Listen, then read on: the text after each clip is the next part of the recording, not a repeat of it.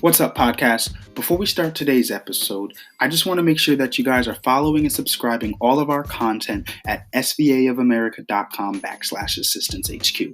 There you can find all of the latest and greatest content, podcasts, articles, and so much more. The link's going to be in the description, so make sure you don't ever miss a piece of content. It's a whole lot of assistance going on. And now, a moment from our sponsor. What's up, Ramblers? Welcome back to another episode of The Ramblings. I'm your host, Angela Roberts Jr., and you're in for another wonderful, value-filled episode. Today, we're going to be getting in on workflow. I don't know why, but with us, everyone being in quarantine, and after today's networking meeting that I had earlier, I figured talking about workflow would be a great way to kick off this podcast, because what we're really focusing on is how we can improve workflow, because everyone is going through something different during this time of quarantine, whether it be because you have the entire family at home, whether it be because you're looking for a new client, or your business is going through the ringer because just people don't have as much money as they used to have pre-quarantine. So with that, I've decided to come up with a list in a couple of ways on how you guys can improve your workflow, and how different apps and different websites can really push you ahead. Because as a virtual assistant, I feel that it's important for you guys to understand the value of workflow in technology. I was going to say technology, but also the value of workflow, because the flow in which your work goes, how fast it is, how efficient it is, can really say a lot about how your business is being ran. So these tips are completely biased 100% as being a virtual assistant. So just know that they're biased as being a virtual assistant, because I feel like they're important to you guys for the generations in the future to come, especially with looking at how businesses are going to be adapting to quarantine and post-quarantine. Virtual meetings, virtual, hangouts, virtual everything is going to be on the rise. So as a virtual assistant, how could I not give my wonderful people the advice and the tips that they would need to make it in this upcoming virtual world? So whether your workflow is already efficient, or you're looking for ways to improve your workflow, or you don't even have any systems or workflows in place right now, today is the episode. Today is just today is the episode. We've done a lot of great things today. So this all is coming from, obviously, me being a virtual assistant. Tip 1, tech up. Tech up. Now, what that means is you're going to use as much tech as you possibly can, because that is going to make your life so much easier. Literally, there's a tech, and I just call it tech for whatever type of advancement or software program that you're going to use that can help you out. So instead of just saying equipment and programs or what, I just label it all tech. So some of the top tech things that you can have are a scanner. Scanners are very important because they help with ease of access between your computer and paper documents, as well as being able to send out information. So I have a Raven scanner, and it allows me to scan to multiple places at one time, meaning I can use Evernote, I can scan to the software, and it can go directly into my computer. So I personally use this for when I have a client that needs receipt management. So I go collect the receipts, I bring it up, I scan them all into Evernote and into their particular Evernote account, and then the rest is history. I file up the receipts and put them up somewhere, so whenever they want them, they can access them. However, for the most part, they don't need the actual paper copies because they're scanned into the system. So if you're looking for it, you can even get like a printer scanner combo. I know they have a lot of those out there. So definitely look for, if you're in the market for a printer, I recommend looking for a printer with a scanner attachment kind of thing, where it can scan as well, because that can be a lifesaver. I use it especially when I'm trying to do e-signatures and everything of that nature. So you're going to want to definitely consider getting a scanner. It's simple, but I have to mention everything, because with my target marketing audience, not everyone is super tech friendly. Like, my mom doesn't use an alarm. So if I were to if I said, hey, I think some of you guys should use an alarm. Some people out there just don't use alarms. They don't like being woken up. However, when we're talking about this particular podcast and who I like to talk to, we're talking about the by any means necessary people. You know those people I'm talking about. So an alarm is not going to bother you. Get on it. Stop waking up so late. It's simple, however, efficient. Waking up early.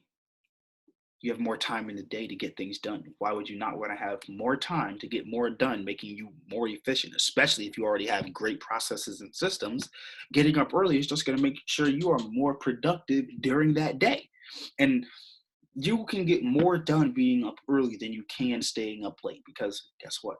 Everyone else that's doing business is getting up early too. They're trying to catch other markets. They're trying to catch other information. They're trying to get a jump start on the day, not take a late night. I hope that makes more sense. They're ready. They're getting a jump start on the day instead of dragging that day out. I really hope that makes much more sense. So yeah, the next thing, step 2, in teching yourself out, softwares.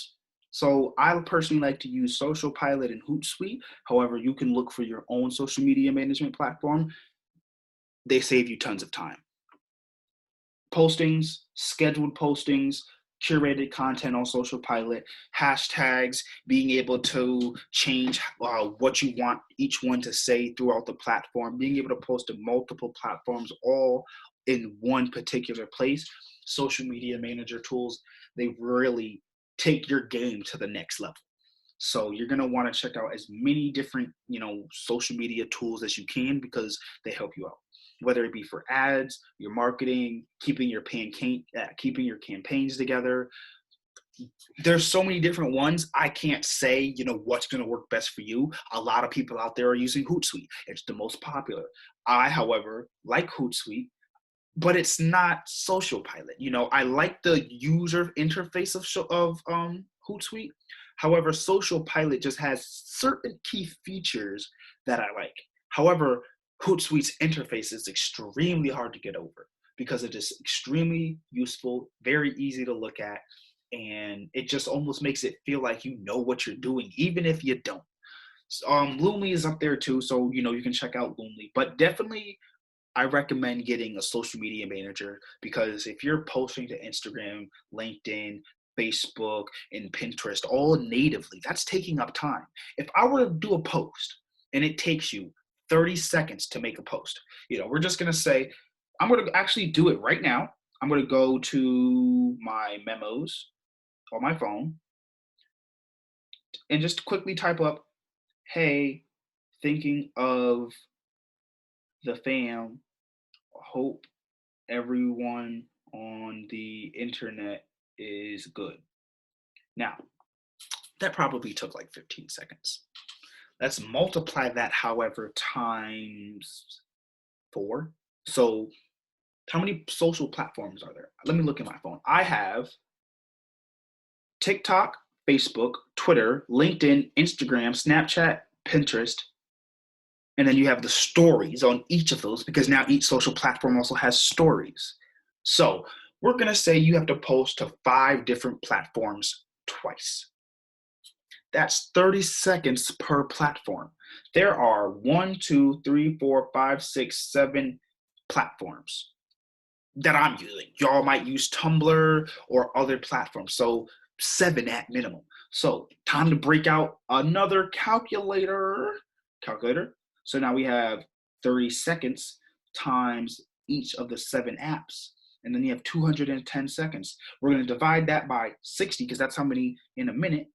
And then you have 3.5 minutes. So you're saying you could be spending 30 seconds to 1 minute posting to all 7 platforms when you're instead taking 3.5 minutes. Now, because it's taking 3.5 minutes, that's a pretty substantial amount of time to be posting one piece of content. A lot of us are posting, and as Gary Vee says, you should be posting upwards of 30 times a day, getting 30 different pieces of content. So let's take this 3.5 and then multiply it by 30. 105 minutes. Divide that by 60 is 1.75 hours.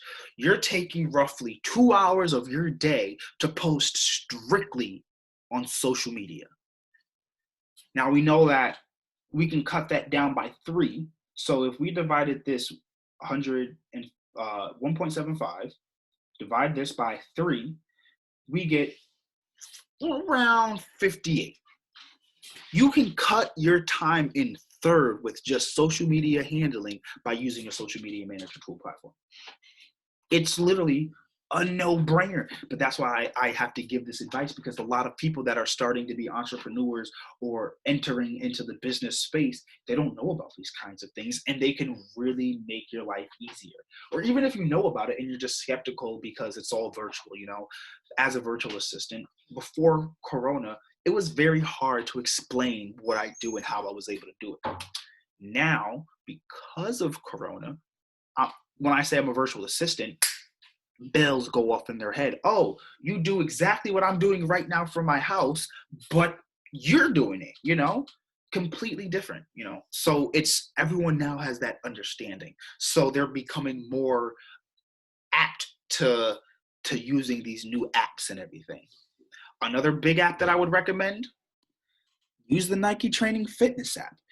It's like NTC on the App Store and Google Play. Just type in NTC. It's the Nike Training Club.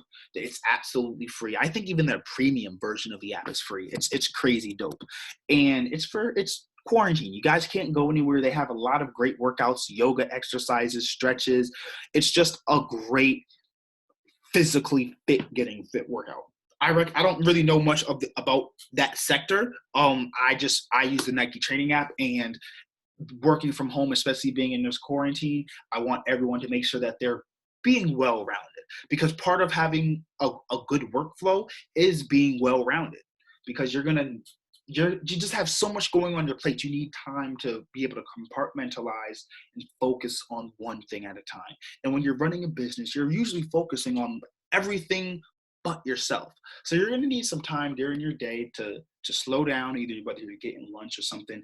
But the Nike Training Club app is great for at-home fitness workouts and stretching. And that's how I do my morning workouts, when I do a morning workout. So definitely recommended right there is the Nike Training, Nike Training Camp app for staying fit. The next thing is something that is a huge plus. You're going to want to look at tech companies like Zoho, Salesforce, Microsoft, Google, because they have great CRM management and integrated apps to make your life as a solopreneur so much easier. So let's just take Google, for example, because Google is the absolute most free version at the basic level. I mean, you can upgrade and get G Suite for $12. And it still is worth it. Like $12 a month for G Suite is literally the Netflix price, and it is absolutely worth it, because at least you're using this to make you money. However, if you can't spare the $12, which is, as being a startup, as being a virtual assistant, I'm all about keeping your expenses and your costs low when you're starting, because you're going to need to allocate that money elsewhere. So, that's also why I like Social Pilot, because they're cheaper than Hootsuite by a whole heck of a lot. Anyway. So getting back to our CRM and managing our customers, clients, and probably even team, you're going to want to look at things like Google Drive. Now, Google Drive is great because it allows you to create an organization. It allows you to keep people in your organization, email them out. You can do docs, you can do Drive, you can do the sheets, you can do the pictures, you can do the forms. Google, in and of itself, for free, offers you so much stuff. I actually have my Gmail pulled up. So already on the apps for free, Gmail offers you the Google Drive, which has docs, the sheets, the slides. You even can access calendars, chat, the Google Meet, Google Plus. You can do Google websites. Let me go to the actual Google Drive and tell you everything that they have to offer for like in the Drive. So if you go into the Google Drive and you want to make a new document, right, you can make a Google Docs, which is basically typing up a document. You can make a Google Sheets, which is your Excel and spreadsheets. You can make a Google Slides, which is all of your PowerPoints. You can do forms, which are your surveys and thank you and seeing how you can increase business or doing marketing research. You can do drawings, you can do maps, sites. They're connected with DocuSign. So if you draw up, say, a legal document on Google Documents, right? Say you are a lawyer or you're in law school and you're trying to type up a contract, and that contract needs to be sent out. The fastest way to get that sent out is to be emailing it. However, they have to sign it. So using DocuSign, you're able to integrate all of these things. Now, if I switch you guys over to what I use, while I do use Google for the majority of my stuff, I pay for my own, cloud suite management system called Zoho. Now, some people have their own, pre-notions about Zoho. I, however, am a huge fan of it. I pay for Zoho One, which is only $35 a month per user, and it allows me access to literally everything. Now, they have so many more apps. However, I'm going to give you, now this is all for $35, mind you. This is all for $35. I'm going to run you down what I use. Now, they have much more, mind you, they have much more than this. However, this is what is pertainable to my business. They are like my central nervous system for my business, because without Zoho, I would have to find another cloud suite to run my business. You can use like Salesforce, or you can use G Suite and completely integrate everything. But Zoho for me just works because they have the apps for it, and it was just something I came across it and liked it. So they have something known as Zoho Assist. And what Zoho Assist allows me to do is go into remotely access my clients' computers. Or I can schedule like a tech support where, if I have an older client, which happens sometimes, if they aren't necessarily the most tech savvy people out there, I can, send them an email, then gain access to their computer and show them, how to do it from there. I have the checkout. So checkout allows me to do exactly what that is. It's if I have to do a purchase, or if someone has to, pay me money, that's my checkout. It's not really used as much because I have it connected through my books and they have a portal gateway. However, I'll get to that a little bit later. Next, their bread and butter, their CRM, which is their customer relationship management app. I'm just going to open it up real quick so I can give you guys a quick rundown. Now, mind you, I'm not going to have all of these things posted. So you're going to have to do your own research. It's called Zoho. Actually, you know what? I'm going to leave the links in the bio because value. So you guys have less shortcuts and everything. Actually, I'm going to make an article detailing all of the best websites and apps all about it. So if you guys are following us and everything, you'll be able to get all of the links in that article. Make sure you're following us. So what Zoho CRM allows me to do is I can do my contacts, accounts, deals, activities, reports, analytics, all in one place. I'm able to keep track of my emails.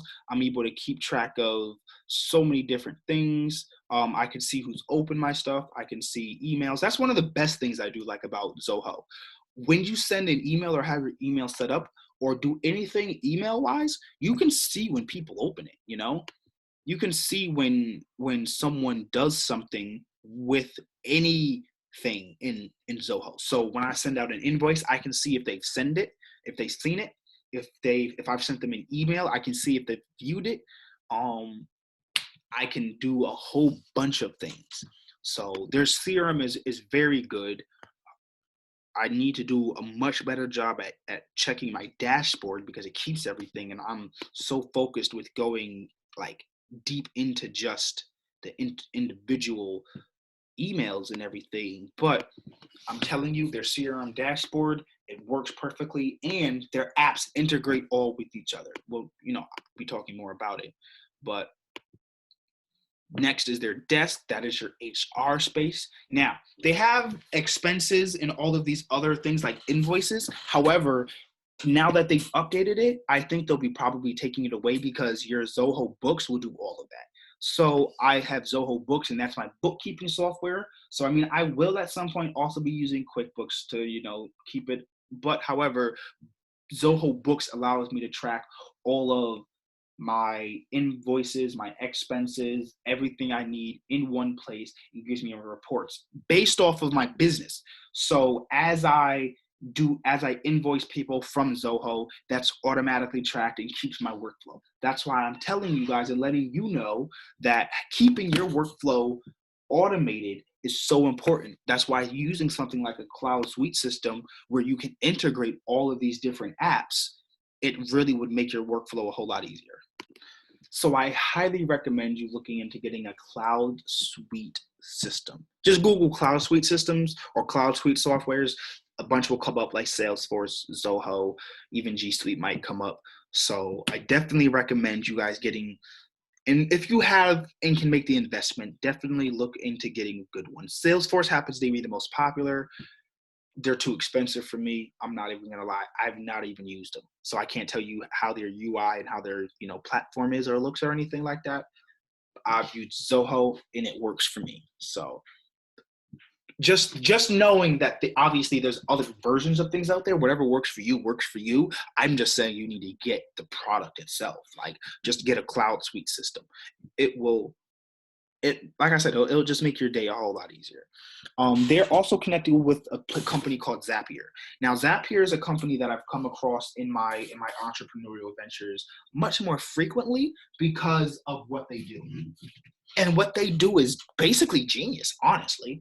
So they're an app, or what their website or tech does is take other apps, so third-party sources. So we're going to take Gmail because it's not the actual Zapier. So we're going to take Gmail because they have an app. What Zapier does is they say, you know what? We understand how important workflow is. So what we're going to do is we're going to make your workflow easier by creating something known as triggers. And what triggers are whenever something happens, another thing happens. And how they have it set up is you can make triggers in one location to affect another location. So in the example that they'll give on their site is you can then say you get an email, right? And this email is for a schedule. This email is for a schedule. You can have Zapier set up so that whenever you get an email from this for the schedule, it automatically will take the schedule and put it into an Excel sheet. Then once it does it on Excel sheet, it also has a trigger that puts any new document that's created in Excel or in Google Sheets and automatically moves it to the shared cloud between you and your teammates. So let's just use that example. That right there automatically increases your workflow. Like that is a workflow increasing app in and of itself directly. It says, you know what? Instead of you taking this from your email, putting it into this particular app, and then sharing it with your team, if you set it up as a trigger, whenever you get this email, now it's automatically going to put the schedule into a sheet and then automatically going to share it with your team. So now that cuts your process in half. And let's be real. The process is as fast as the human. So if your process is to do that same thing, but you would have to do it manually, let's be real. It probably takes 3 minutes to go through your email. So you're going to look at the email. You have to put that sheet into the particular file. However, you're not going to immediately do it. You have a bunch of other emails to look through. So you're going to first spend a couple of minutes looking through your email, and then you're going to go back and reply to everything that you have to reply to, and then you're going to go back and download everything to move on to the sheets. So then you download this sheet, and then you're distracted. You might go to the bathroom real quick. Might takes a little bit longer, and then you finally put it in the sheets into the particular folder. After that, it has to go over here. So now that can go directly, or you might get distracted again, see an ad, get a call or whatever, and now it has taken even longer. Whereas in Zapier, it's boom, boom, boom, boom. That much faster. making your workflow much more efficient and faster. So teching it up is super important to improving your workflow. The next thing, tip three, my third advice in improving your workflow for this podcast: openly communicate with your team. If you have a team, which a lot of you probably will, I don't, but it's still very important. Be working in a billing department, I understand how important workflow is. So I used to work in this oil kind of thing for a short period of time in the billing department, and all I did was just do call outs. However, it was all part of the workflow process. So how the workflow process went is, I was the person that called out the people that just had the oil. So anyone that we've delivered oil to after, now this is important to the process because you want to keep returning customers, right? So the process went like this: you get a new customer, we give them oil, right? That's a completely separate process. I was not part of that process.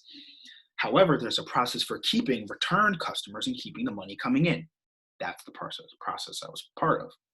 So what the process was, or the system was, I go out and call all the people who have gotten oil delivered from us after 4 or 5 weeks. So you got oil delivered from us, and then in 4 or 5 weeks, I'm going to give you another call because chances are you're probably low on oil, because we track that. That's part of the system. So they had a way of tracking. If you got filled up from us, we can track kind of to a relative degree how much oil is in your tank. After 4 or 5 weeks, or based on your previous usage, because the system picked up on that, based on your previous oil usage, the system would then let us know when it's time to call you again to remind you when you should be getting oil. So I call you, I say, hey, it's been 5 weeks since you got oil. How's your tank doing? Would you guys like some oil? They might say no. I keep calling. Finally, someone says, hey, yeah, we need some oil. We're about to be running low. How did you guys know? Well, we have a system that kind of keeps track of how you use oil and how often you order and things of that nature. So we're able to keep you on oil without running out, because that's one of the last things you want, is to be stuck without oil in the dead of a New England winter. So we call, and after we make that call, they order. I take the order, I place the order in the system. That order then is in the system. I let the person, well, not the person in front of me, but the person who was kind of training me, she was a couple of desks up. I let Myra know, hey, we have a new order. So Myra then goes into the schedule. She looks and says, okay, where can we fit this person in on our driving routes? So then that person then gets put into a route and told a time of delivery. The driver then is, at the end of the day, or the beginning of that morning, the driver gets his schedule. The schedule, or the route that's going to be taking place, was created that night before, so it was ready for the drivers in the morning. The drivers get one class quick update. They go out, make the rounds. Everyone has already paid. So it's not like you get there and now it's like, well, what happens? We drop the oil off and you don't have the money to pay us. Or we drop the oil off and you say you were going to pay us and their card doesn't clear. So there's a bunch of different reasons that you probably want to collect money first in that situation. However, when do you collect your money? That goes into your process. So if you sell a product, you obviously collect your money first. However, if you offer a service like fitness, you may not get paid until 30 days out after you complete the service. So now your workflow, which includes collecting your money, is completely different, because you have to account for the service that was already done, possibly not being paid for, because it just happens. Once people get the service and people already didn't pay and got the service, it's very, very hard to get them to now pay for it unless they're just going to pay for it. So you want to keep that in mind when doing your processes and systems and everything. So definitely a recommended way of keeping in touch. So you're going to want to use apps like Zoom Google, emailing, texting, calling. I recommend going casual and not keeping a formal thing, because group chats are an amazing way of keeping in touch with your team. Or if you're solo, keeping in touch with our clients and customers or whatever is going on. Communication is very important to your workflow, because that's, you have to communicate how the flow is going. Because if there's a team, everyone has their own roles and responsibilities, and you don't want anyone overlapping or touching on people's toes, like, oh, this wasn't done when I thought it was going to be done, this wasn't here, so you're really going to want to keep control and communication of your team, as well as deadlines. I know, being a solopreneur, deadlines can be one of the hardest things to keep, because there's nobody to answer to. There's not even someone that can say, well, hey, like, even if you have like an employee, you recognize that I have to do this, because my employee might look at me and say, like, hey, you're not doing your job as a business owner, right? You don't want to have that. But when it's just you, it is so much harder to keep those deadlines or even make deadlines, because you're just like, I can get it done whenever. That's going to slow down your process. That's going to slow down your workflow. If you slow down your workflow, you slow down your money, you slow down your progress. So you're going to want to keep that in the back of your head. Just right there, because it can be finicky depending on, how you like to make things and do decisions. You might be someone that's like, I just prefer to work on my own time. Those are people usually like artists, people that make music. They can make things on their own time. Someone like an architecture, they only make designs when they feel inspired. We, however, as a business person or salespeople, don't really have that same luxury. So you're also going to want to, if this is for people that have processes in place for improving, not necessarily creating. When you want to improve your workflows and processes, take a step back and look at them. Actually think and say, yo, what is my business strategy? What is my implementation? How fast am I able to get it done? Do I have the right people in place?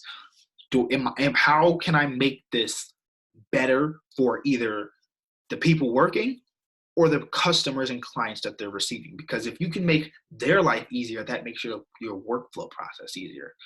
I'll give you an example. I have a payment gateway for my website because of Zoho Books. So whenever I send a client an email, they can pay the email straight from the email, or they can go into their client portal and pay the invoice. So that was me thinking of not only myself, because, hey, how am I going to get paid?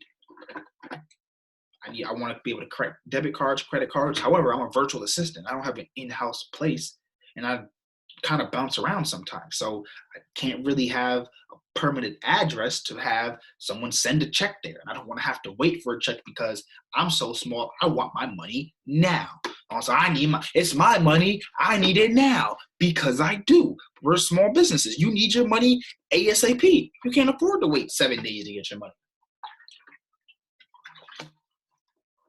Clients prefer to pay easily as possible. The harder you make it to pay, the harder it's going to be to get your money, because they don't want to give you money anyway. No one wants to give out money unless they absolutely have to. And even then, it's like, dang, I just wish I didn't have to, because I wouldn't. So you have to make your life, your employee's life, or your customer's life easier. And just think, how easily do customers get money to me? How easily do my employees find it to work with certain customers, or find information, or work with each other, or communicate? So if you can improve one of those three, you have a great chance at, finding where you can improve your own workflow. I can't just say this is what you do to improve workflow. There's a combination of different things upon just taking a step back and seeing where you can make your life, your customer's life, or your employee's life easier. That's a great way to improve. Start there. If you started with just making your customer or your life, if you're a solopreneur, and your employees, if you're, have employees, if you just focused on those three things, you can find a lot of ways to make, your process easier. You might say, you know what, we're only going to work from 9 to 5, because that gives people the after hours where they can say, you know what, we're not going to take any calls or anything, but I can have people work for, say, 5 to 9. So they have that extra time where there's no calls, there's no phone ringing, and they have a solid straight through time. So looking and taking a step back can really give you a sense of what's going on differently. Number 4 or 5, I don't even know what number I'm on. At this point, I'm just kind of rambling. That's why I call it the ramblings. I love that. Whenever I just go on these little tangents and feeling like, it's always the podcast where I feel like, okay, this is going to be like a short 20-minute podcast, and it always ends up being so much longer. So I guess I have to start making shorter podcasts so I can get longer ones. Anyway, next tip, next piece of advice. Get better at making decisions faster and then correcting after. We spend so much time thinking about things where if you just pulled the trigger and then let whatever happens and then correct it as you went, you would save so much time. We spend a lot of time procrastinating and thinking and just leaving things in the cart, if you will. A lot of money is left in people's carts. I'm actually going to Google how much money, and I'm going to give you guys the relation real quick. Because like, how does that relate? How much money is left in people's cart in a year? Google search. Approximately $4.6 trillion worth of merchandise will be left unpurchased in online shopping carts this year. And that was in 2016. So just do with that information as you will. $4.6 trillion worth of unpurchased items.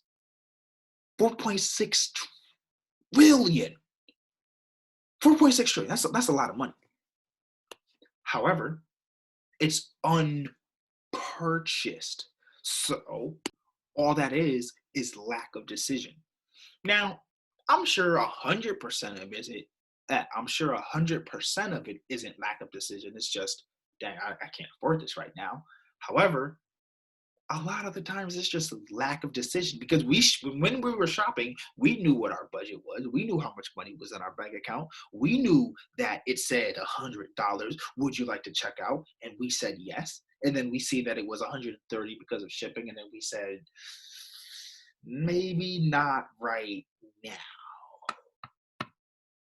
Maybe not right now. The same thing can be said about decisions. How many decisions do you have or go throughout a year and you wait till the last possible minute where either your choices have narrowed down or you're stuck with something that you didn't know. So if you have two options and the time runs out and you just get whatever they give you, if you were waiting to buy a car and you had the option between two 2010, a black car and a blue car, you're like, I don't know. And then while you're waiting and while you're like, I don't know what to pick, somebody comes along who knows what they want and says, I want the black car. You are now forced to get the blue. When if you had made the decision and said, I want the blue car, and then you're like, whoa, I don't want the blue car, I want the black car, you could have then switched it out and then gotten what you have wanted. However, you didn't make the decision fast enough. So you took all of your time that you would have been able to correct and then have just wasted it making a decision that still may not even be correct. Like you have wasted so much time trying to make a decision and still don't know if it's the right decision, only to be wrong when you could have made that decision so much sooner, been wrong so much sooner, and then corrected your step so much sooner, therefore making your process so much more efficient, improving your workflow tremendously. Oh my gosh. The next, what do we have next? That because I think I'm going to focus that on a separate podcast, talking about just the process of making a decision and why it's important to be making fast decisions and correcting on the fly, which leads us to our next tip and piece of advice: correcting on the fly. You don't know how much more efficient your business would be as if you said, you know what, this isn't working. Let's fix this right now. Don't wait.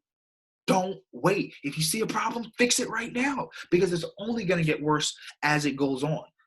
So you have to learn how to adjust and adapt immediately. And that's what coronavirus has really taught us. You're only going to survive if you're able to adapt. For everyone that was in business pre-coronavirus, that is still in business post-coronavirus, has adapted. Even if your adaptation was patience and waiting it out. People have done that. That's a strategy for some people. Hey, we're going to apply for one of the business loans. We have some money in the bank, and that will get us through this tough time, depending on your business, depending on how much overhead you have. The money in our reserve will get us through for, let's just say, a year, because did you know if Nintendo right now stopped making money, it would take them 99 years to run out. They're not even worried because they're surging during this time because they make quarantine protective items. So a Nintendo Wii, a Nintendo Switch, the new whatever the new Nintendo game system is. I can't think of it. I'm drawing a blank. So I think it's called a Switch. Probably. Anyway, so you can't leave the house. Everyone's inside. That's the best time to play video games. So it's not like they're not making money. But let's just say they weren't. It would take them 99 years to run out of money. So I'm so sure that they can wait out this small coronavirus.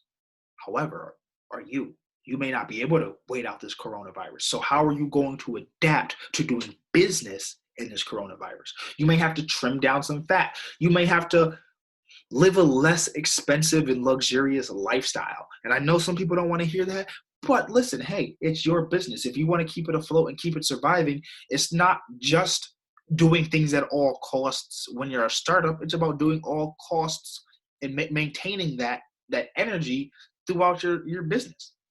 So adapting on the fly makes things so much easier. You don't want to burn out. So you want to make sure that, like we said, you have that Nike training app and just use certain times for relaxation. Just use certain times for relaxation. That's my 2 cents. I like that. That's my 2 cents of the day for you guys on improving your workflow. I really feel like there's a lot of, if you haven't, I have no idea what I got so tongue twisted. I hate when that happens.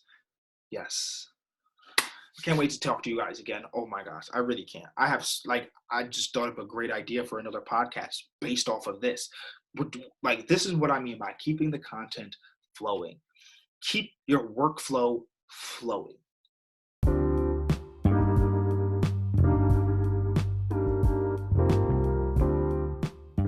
Hey Ramblers, before you go, make sure you're following us on social media at Assistance HQ across the board for all content and exclusives.